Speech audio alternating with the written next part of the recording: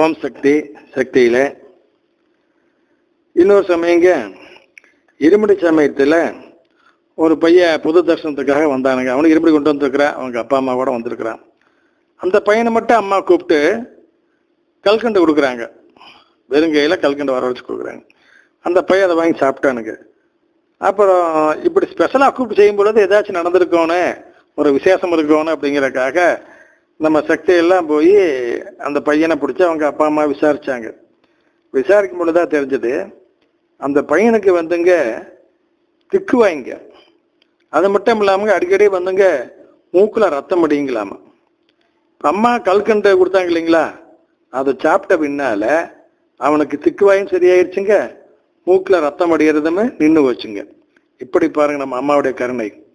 அடுத்து பாருங்க, கோயம்புத்தூர்ல செல்வபுரம் மன்றம் பேரூர் வார வழியில் இருக்குதுங்க. அங்க ஆண்டு விழா செஞ்சாங்க வேள்வியோட. முடிஞ்ச 4வது நாள் போட்டிருந்த பந்தல தீ பிடிச்சிருச்சு. என்ன காரணம் தெரியல. 60 ரூபாய் அம்மாவை பார்த்து கேட்டாங்க. அம்மா சொன்னாங்க, அந்த கோயில்ல விநாயகருடைய விக்கிரகம் முருகனுடைய விக்கிரகம் நேர் பார்வைப்படுற மாதிரி நேர்கோட்டில் வச்சிருக்கிறீங்க, எதிரே வச்சிருக்கிறீங்க, அதான் தப்பு. அதை கொஞ்சம் இடமாத்தி தள்ளி வச்சா, நேருக்கு நேர் பார்வையிடாம தள்ளி வச்சா சரியா போகும் அப்படின்னு அந்த ஆன்மீக உளவை சொல்லி கொடுத்தாங்க சக்திகளை. இது யாருக்கு தெரியும்? அதனாலதான் அம்மா ஒரு மாதிரி சொன்னாங்க, எந்த கோயில்ல எப்ப மஞ்சள் நீர் ஊத்தணும், அந்த கும்பாபிஷேகம் எப்ப பண்ணணும் அப்படிங்கிறது எனக்குத்தானே தெரியும், வேற யாருக்கு தெரியும் அப்படின்னு சொல்லி அம்மா சொன்னாங்க. அது எவ்வளவு பெரிய உண்மையான வார்த்தை பாருங்க. இன்னொரு நிகழ்ச்சி பாருங்க, பொள்ளாச்சியில ஒருத்தருக்கு நல்லா இருந்த மாதம் திடீர்னு ஹார்ட் அட்டாக்கு, சர்க்கரை, ப்ரெஷரு, என்னென்ன ஊரில் இருக்கிற வியாதி எல்லாம் உண்டோ அத்தனை ஒட்டுக்கா வந்துருச்சுங்க. கோயம்புத்தூரில் வந்து கேஜி ஆஸ்பத்திரியில் வைத்தியம் பண்ணுறாங்க. அங்கே இருக்கிற டாக்டர் பக்தவச்சலம் அம்மாவுடைய பக்தர். அவர் வந்து எல்லா டெஸ்ட்டும் பண்ணி பார்த்து வைத்தியம் பண்ணிக்கிட்டே இருக்காரு, ஆனால் குணமாகலை. அப்புறம் அவரு இந்த நோயாளியுடைய சம்சாரத்தை பார்த்து சொல்கிறாரு, அம்மா நீ மேல்மருவத்தூர் போய் அம்மாவை பார்த்து நம்மளோட கஷ்டத்தை சொன்னீங்கன்னா தான் நீங்கள், வைத்தியத்தெல்லாம் சரியாக மாதிரி தெரியல, இது வேற பிரச்சனை மாதிரி தெரியுது அப்படின்னு சொல்லி அனுப்பிச்சி வச்சாருங்க. அந்த அம்மாவில் அதே மாதிரி மருவத்தூர் வந்ததுங்க. இங்கே வந்து அங்கே இருக்கிற சக பக்தர்களை பார்த்து அம்மாட்ட வாக்கு கேட்கறதுக்கு முன்னாடி தன்னுடைய கஷ்டங்கள் எல்லாம் சொல்லிட்டு இருக்குதுங்க. இதை மருவத்தூர் சாதாரண நடக்கிற நிகழ்ச்சி எனக்கு ஒருத்தருக்கு நம்ம பகிர்ந்துப்பா நம்மளுடைய விஷயங்களை இல்லைங்களா. அந்த மாதிரி அது தன்னுடைய கஷ்டங்கள் எல்லாம் சொல்லி முடிச்சுது. அப்போ கொஞ்ச நேரத்தில் அடிகளார் அவர்கள் வீட்டிலேருந்து வர்றாங்க. அப்படி வந்து ஆலயத்து வலம் வரும் பொழுது அவங்க என்ன பண்ணுறாங்க, அந்த பெண்ணினுடைய வசியில் உட்காந்துருக்குறாங்க கூட்டத்தில், அவங்க மடியில் ஒரு பொட்டணத்தை இப்படின்னு வீசுகிறாங்க. பார்த்தா அதில் வந்து 3 பொட்டணம் விழுகுது. ஒன்று மஞ்சள், இன்னொன்று குங்குமம், இன்னொன்று பூ. அப்புறம் அருள்வாக்கில் அம்மா சொல்கிறாங்க, அடிகளாரால் உன் கணவனுக்கு உயிர் பிச்சை கிடைத்திருக்கிறது, அதனால் இனி எல்லாம் நலமாக இருக்கும், தைரியமா ஊருக்கு போ அப்படின்னு அம்மா சொல்லிட்டாங்க. இங்க மருவத்தூர் வந்தா, இங்க ஆஸ்பத்திரிக்கு திரும்பி வந்தா என்னாச்சுங்க, அன்று பகல்லையே இந்த அம்மா உட்காந்துருக்குது புசுனு காவலா. ஒரு செவ்வாடையன் நர்ஸ் வருது. அது வந்து அந்த நோயாளியினுடைய வலது கால் கட்டை விரல்ல அவருக்கு ஏற்கனவே புண்ணு இருக்குதுங்க. அந்த புண்ணை அறுத்து ஆப்ரேஷன் பண்ணி அதுலேருந்து ஒரு செம்பு தகட்டை வெளியே எடுக்குதுங்க. செம்பு தகட்டை வெளியே எடுத்து அதை தூர எரிஞ்சிருது. மறுபடியும் மருந்து வச்சு கட்டி முடிச்சிருதுங்க. அப்புறம் அது போன முன்னால என்ன வித்தியாசமா இருக்குது, காலிருந்து செம்பு தகட்டை வெளியே எடுத்தது அப்படின்ட்டு அந்த நர்ஸு தொல்லாய் பக்கத்து காணா. அப்புறம் மற்ற நர்ஸுகள்லாம் வந்து சேர்ந்த பின்னால இந்த மாதிரி செவ்வாடையிலிருந்து நர்ஸ் யாராச்சும் இங்கே இருக்கிறாங்களா, இந்த மாதிரி வந்து வைத்தியம் பண்ணாங்க அப்படி சொல்ல கேட்டு, இங்கே அந்த மாதிரி யாருமே இல்லைங்க, எங்கள் ட்ரெஸ் இதுதான் அப்படி சொல்லி அவங்க வேற கலர் போட்டிருக்கிறாங்க அப்படிங்கிற மாதிரி. அதுக்கு பின்னாடி தெரிஞ்சது, மருவத்தூர் அம்மாவே வந்து இந்த அம்மாளுடைய கணவனுக்கு வைத்தியம் பண்ணி அந்த செய்வனை எடுத்தெறிஞ்சு விட்டு போயிட்டாங்க. இப்படிங்க பாருங்க அம்மாவுடைய கருணை. இன்னொரு சமயங்க நம்ம சக்திகளெல்லாம் வேனில் போயிட்டு இருக்கிறாங்க. 1008 108 மந்திரங்கள் கூட்டு வழிபாட்டு கேசட்டு ஓடிட்டு இருக்குது. அது அந்த டிரைவருக்கு பிடிக்கல. அவர் என்ன பண்ணாரு, அந்த கேசட்டை நிறுத்திட்டார். பாதியிலே நிறுத்தி போட்டார். நிறுத்தி 2 நிமிஷம் ஆன உடனேமே அந்த வேனை ரிப்பேர் ஆகி நின்று வச்சுங்க. அப்புறம் மறுபடியும் கேசட்டை போட்டு விடும் காட்டி மறுபடியும் வேன் ஒழுங்கா ஓடிச்சுங்க. அப்படி எப்படி பாருங்க. அடுத்து பாருங்க, புதுக்கோட்டை மாவட்டம் வேந்தன்பட்டிங்கிற ஊருங்க. எழுத படிக்க தெரியாத, தாய் தந்தை இல்லாத, அத்தையின் ஆதரவில் வளர்ந்து வரும் ஒரு மாடு மேய்க்கும் சிறுவன்.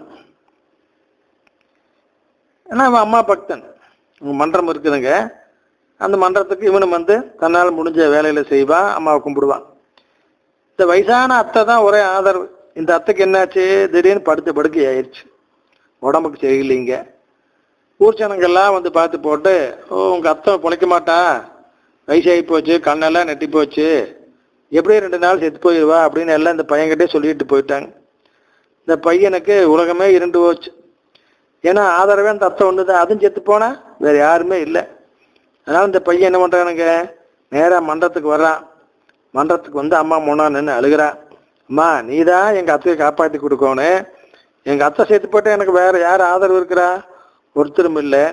ஒருவேளை எங்க அத்தை செத்து போயிட்டா நான் மன்றத்துக்கு வரமாட்டேன், உன்னை கும்பிட மாட்டேன் அப்படின்னு எல்லாம் பலவாறு அழுது பிதட்டிட்டு போறானுங்க. அப்போ அவன் போகும்பொழுது அம்மா அசரீரியா அவனை கூப்பிட்டு, மகனே நில் அப்படின்னு கூப்பிட்டு சொல்றாங்க. உன்னுடன் மன்றத்திற்கு சிறுவர்கள் வருகின்றார்கள் அல்லவா, உன்னுடன் விளையாடும் சிறுவர்கள், அவர்களை அழைத்து கொண்டு போய் நீ என் முன்னால் உள்ள ஒரு எலும்புச்சம்பழத்தை திருஷ்டி பழமாக போட்டு எடுத்து கொண்டு போச்சல்.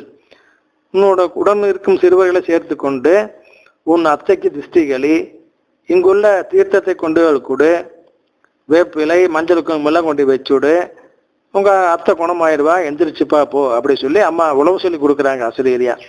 அதே மாதிரி அந்த பையனுமே தன்னுடைய சிநேகிதரெல்லாம் சேர்த்துக்கிட்டு அம்மா படத்து முன்னாளுக்கு எலுமிச்சம்பழத்தை எடுத்துக்கிட்டு திருஷ்டி பழமா போட்டு, அப்புறம் அம்மா சொன்னபடியே தீர்த்தம் மஞ்சள் குங்குமம் வேப்பிலையெல்லாம் எடுத்துக்கிட்டு மன்றத்திலேருந்து அவங்க அத்தைக்கு போய் எல்லாரும் சேர்ந்து திருஷ்டி கழிச்சாங்க. திருஷ்டி கழிச்சு முடிஞ்ச உடனேயுமே வாரக்கணக்கில் படுத்து கிடந்த அவங்க அத்தை உடனே குணமாகி எந்திரிச்சு கொண்டுட்டானுங்க. எப்படி பாருங்க, ஏழையர் தெய்வம் எப்படியெல்லாம் ஒரு அனாதை சிறுவனுக்காக வேலை செய்து பாருங்க. அடுத்து பாருங்க, அதே மாதிரி கோயம்புத்தூர் செல்வர் மன்றம் தானுங்க இதுமே. ஒரு பக்தர் குழந்தைய கூட்டிட்டு வந்திருக்காரு. ஆனா அந்த குழந்தைய பஸ்லயே படுக்க வச்சு போட்டு, நடக்க தெரியாத குழந்தைங்க, ஒரு வயசா இருக்கு. இவரு பணிக்காக கோயிலுக்குள்ள வந்துட்டாருங்க மருவத்தூர்ல. இங்க மும்முரமா பணி செஞ்சுட்டு இருக்காரு. குழந்தை இருக்கிறத மறந்துட்டாரு. அப்ப மன்ற தலைவியமா என்ன பண்ணுது, எல்லாத்துக்கும் சாப்பாடு பட்டணம் கொடுக்குது. இப்போ இந்த கருவை தொண்டருக்கு நம்ம போகும்போது எல்லாத்துக்கும் சாப்பாடு கொடுப்பாங்க இல்லைங்க, அவருக்கும் கொடுக்குது. அப்புறம் இங்கே கோயிலுக்குள்ளே இவர் வாங்கிட்டாரு. அப்புறம் பஸ்ஸில் யாராச்சும் வராதுங்க இருந்தாலும் இருப்பாங்கன்னு சொல்லி அவங்களும் கொடுக்கலாம்னு சொல்லி இந்த தலைவியம்மா பஸ்ஸுக்கு சாப்பாடை கொண்டுட்டு போகுது. ஒரு 10 பொட்டரை மாட்டை கொண்டுட்டு போய் பார்த்தா அங்கே இந்த பையனுடைய தந்தை அங்கேயும் இருக்காரு. அவருக்கு ஒரு பொட்டணத்தை கொடுக்குது. உடனே கேட்குது, ஏன்னா நீங்கள் இப்போ கோயிலில் தான் இருந்தீங்க, எப்படி இங்கேயும் இருக்கிறீங்க, அங்கேயும் உங்களுக்கு சாப்பாடு கொடுத்துருனேன் அப்படின்னு கேட்குது. கேட்ட உடனேயுமே அந்த குழந்தைக்கு அதுவரை ஆதரவாக அருகில் இருந்து பார்த்து கொண்ட நம் குரு பகவான், தந்தையின் ரூபத்தில் இருந்து பார்த்து கொண்ட நம் குரு பகவான் எப்படி பார்த்துட்டாங்க தெரியுங்களா, குழந்தை பக்கத்தால ரங்கநாதர் மாதிரி படுத்துக்கொண்டு குழந்தையோடு விளையாண்டுட்டு இருந்தாங்களாமா. உடனே அதை வாங்கி கொண்டு அந்த அம்மா கொடுத்த அந்த தலைவி அம்மா கொடுத்த உணவு போட்டத்தை வாங்கி கொண்டு அப்படியே மறைச்சிட்டாங்களாமா.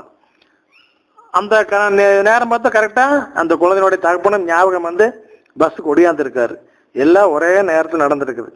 எப்படிப்பட்ட சித்தாடல் பாருங்க. தன்னை மறந்து, அதாவது தனக்காக தன் குழந்தையை மறந்து தொண்டு செய்யும் பக்தனுக்காக அந்த குழந்தையின் தந்தையின் உருவத்திலேயே போய் இவ்வளவு நேரம் விளையாண்டுக்கிட்டு பாதுகாவலா இருந்திருக்கிறாங்க நம் குரு பகவான் அவர்கள். ஓம் சக்தி.